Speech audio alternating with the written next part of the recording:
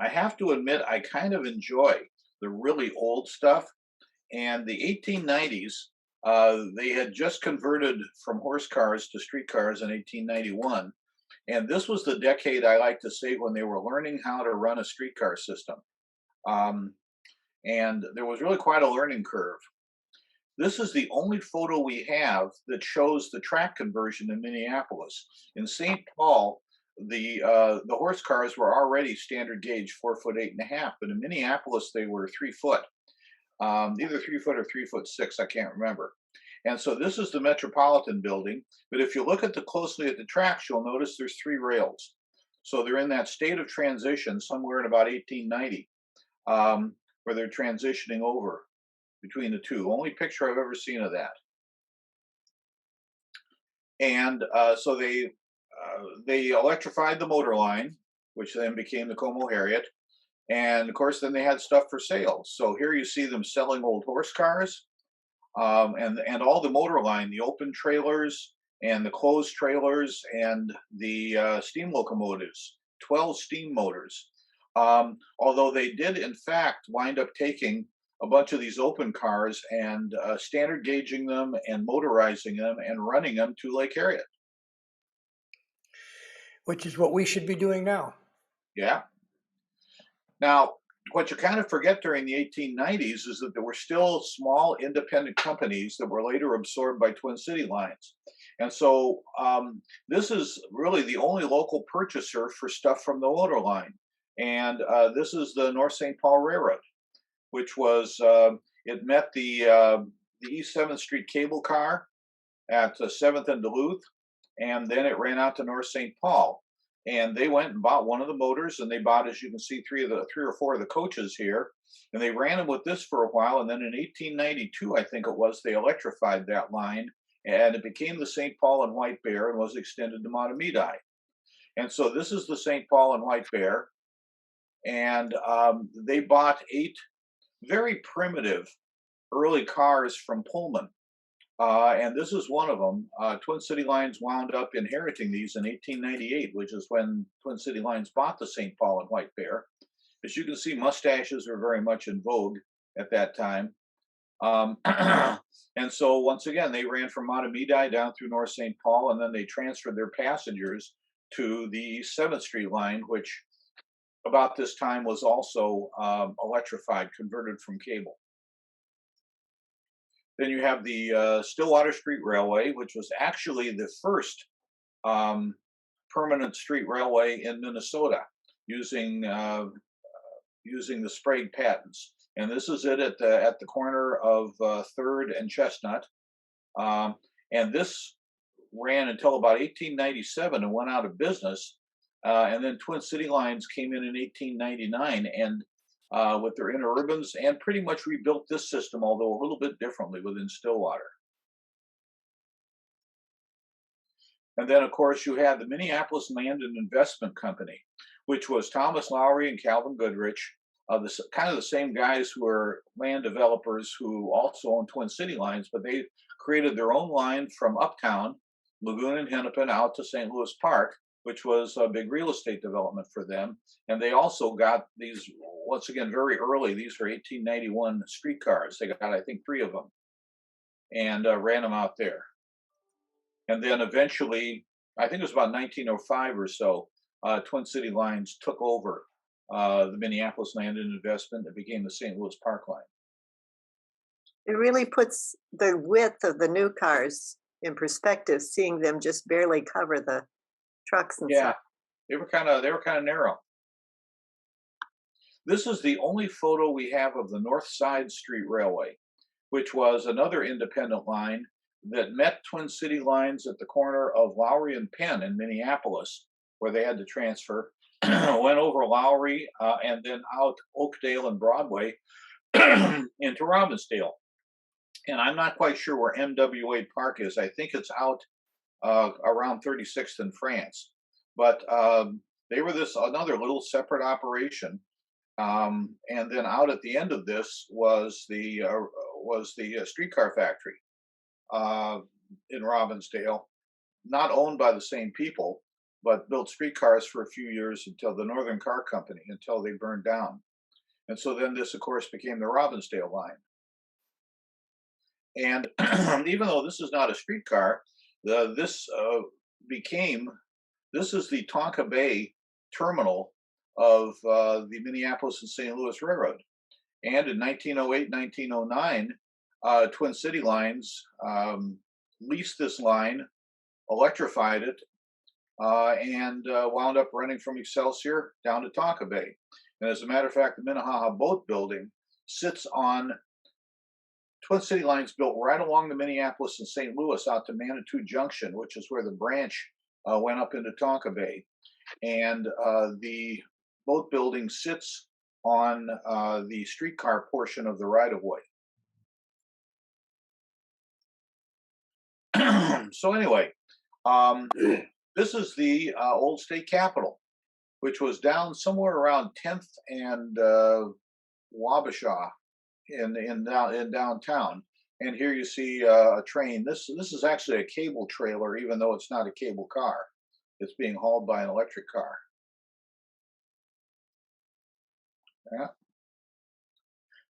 Yeah. Here we are on Wabasha. Well, I don't know why it keeps jumping. Here we are in Wabasha, going by that big staircase that lasted up till about maybe 10 years ago, that went up to the neighborhood. And here you see kind of a typical train in the summer with an open car and a closed trailer running. Sometimes they'd run with an open trailer. And one of the things that they were trying to figure out was how to do transfers.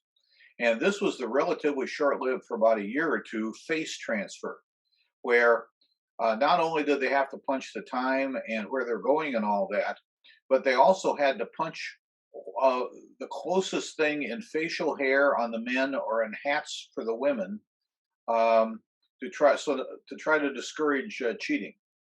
And this pretty much didn't work and was abandoned in a year or so. So here we are on, I think this is, yeah, should be, I think, Hennepin Avenue at Hennepin and Washington. This is the Hotel Nicollet, I believe. No, that says Hotel Brunswick. All right. Then I guess I'm not sure. This is one of the 20 cars that were built in 1892 by American Car Company for the University Avenue line. And the color scheme was orange with cream windows. This was the color scheme that preceded the Twin City line yellow. And these cars really kind of set the look for Twin City cars, even though they were built by American Car Company. Here we are inside one of the car houses, the Lafayette and Rondo line. And this shows the early car houses, which were all wood and definitely not fireproof. And that's why after some car barn fires, which Brian has chronicled in his article, they went and switched to, concrete and steel fireproof buildings. And it looks like they got a transfer table here, I think. Not sure. Here's an armature. We have a few pictures of parades with streetcars navigating through them. And of course, streetcar couldn't go around the parade, so the parade had to move over. This is an old St. Anthony. This is the corner of Hennepin going across and 2nd Street, northeast. And you can see the streetcars are a little bit backed up by the parade.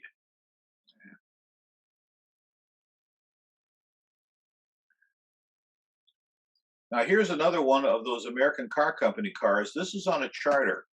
And this is the Calvin Goodrich family. And Goodrich was Lowry's number 2, was also his brother-in-law. And after Lowry died, Goodrich became the the president of the company. And then after Goodrich died, Horace Lowry, Thomas's son, became the president. Here's a shot out at the end of the 6th Avenue North line, now Olson Highway, out at, I want to say, Penn Avenue. And it shows the cars. They had put the gates on to try to reduce falling accidents, but they had not yet enclosed the front ends according to the vestibule law to keep the motorman from freezing. Now, I like this picture because this is what the motorman had to look like. The guy's got mittens, a full-length fur coat to try to stay warm as he's running this thing. And so after a motorman froze at the controls over on St. Paul, froze to death, that's what caused the state to pass the ordinance or the law. The streetcar company, because the panic of 1893 was going on, thought it would put them out of business, but nonetheless, by 1896 they had re-equipped all the cars. What do they think the cost of having to put a cover on there would put them out of business? Yeah, because they had to do it to all the cars in the fleet. Why didn't they build them that way in the first place?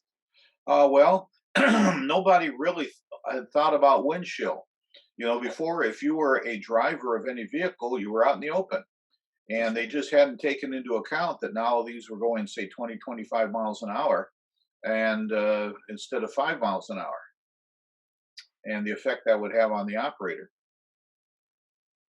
Plus, the streetcar companies were so reactionary that all they did was take a horse car, beefed it up to some extent, and use that basic body to to design an electric car. And when you had to have the horses in front with reins, it would have been difficult to have an enclosed front of any description. So Well, the it other took them thing, a while to realize that, one, we can enclose the cab and not be a problem. We can extend the body's, width, so we can provide more seating for the same number of operating personnel. well, the other thing, of course, that they hadn't taken into account was the old horse car habit of not stopping for male passengers unless there was somebody who was really old. Those guys would just swing on and off horse cars, which saved the horses energy. Well, they kept doing that with streetcars and started having horrible accidents, and that led to what they called the Minneapolis Gate. And this is the gates to prevent people from doing that and require them to actually stop for all passengers. So were the gates not something that were in other parts of the country? Well, supposedly they were not initially.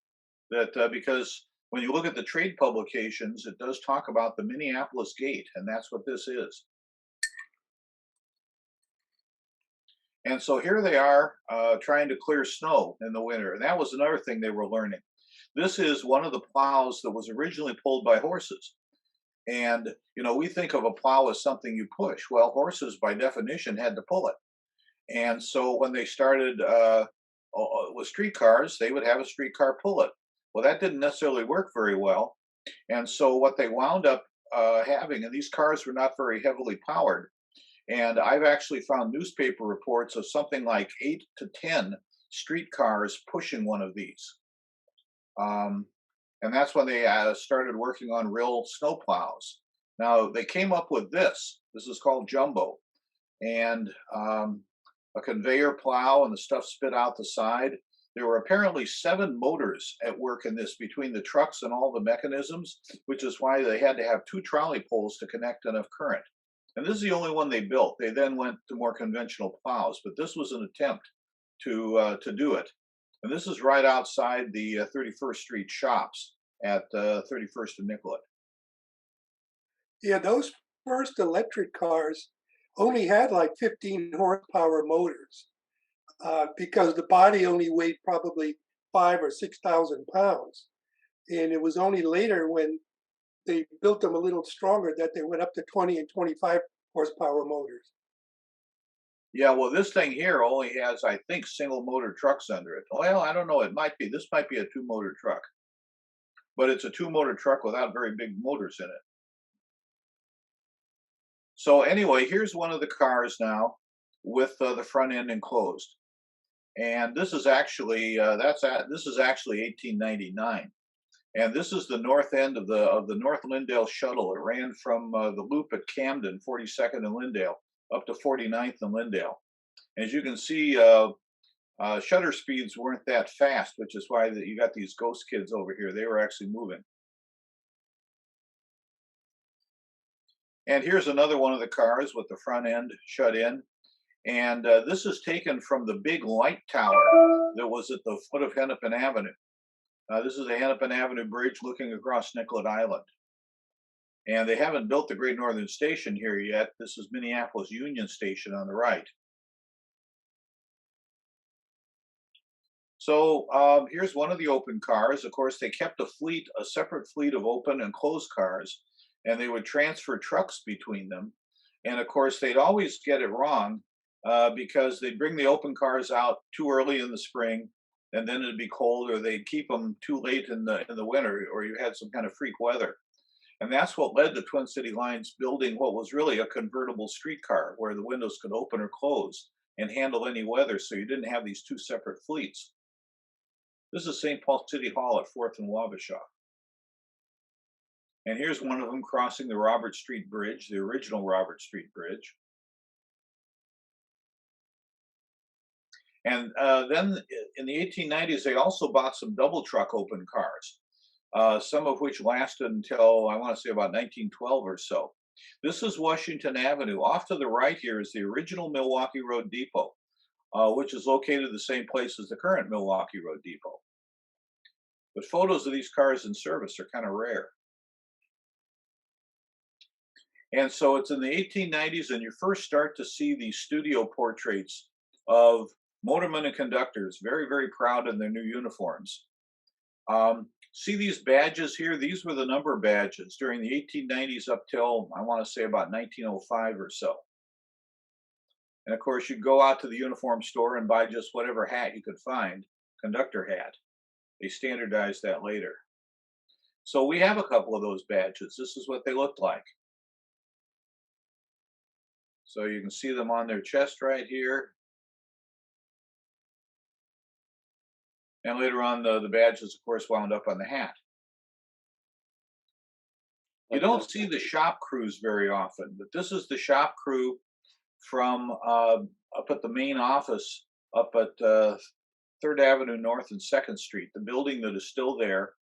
That was, they added a powerhouse addition to it to power what they thought were going to be the Minneapolis cable cars, and it wound up being the first powerhouse for the streetcars.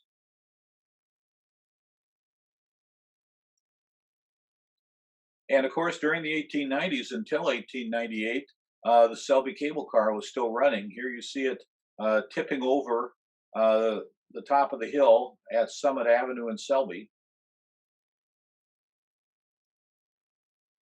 And this is down at Seven Corners, and the 7th Street line is electrified. But here you see the cable line, which went 4th Street and then turned the corner on what is now Kellogg Boulevard to go up to Selby. And you can see the slot here for the cable in the middle.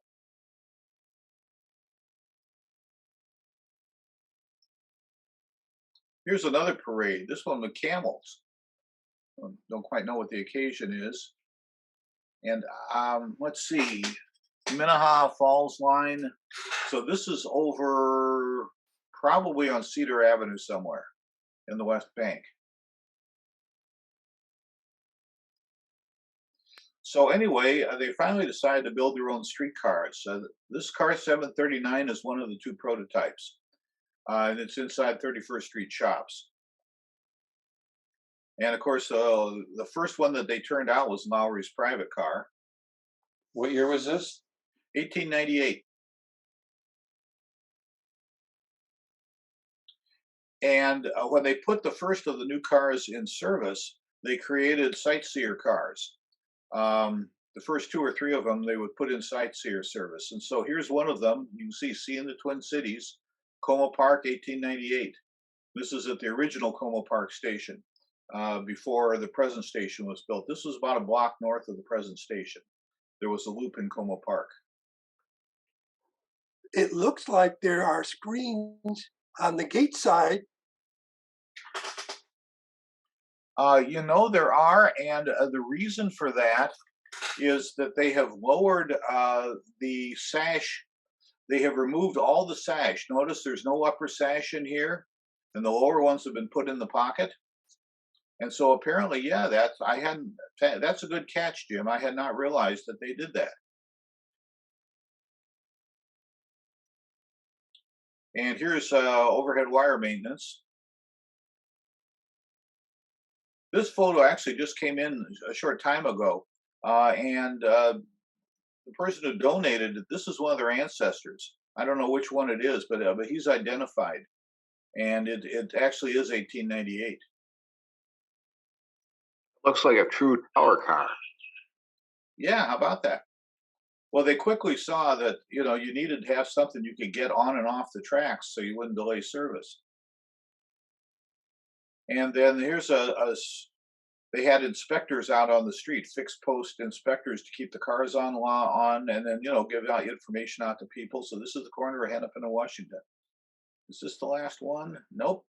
Here's the last one. The state capitol. This is 1899, as it says up here, and the state capitol is under construction. And here you see the University Avenue cars going by. These are a couple more of those American Car Company cars.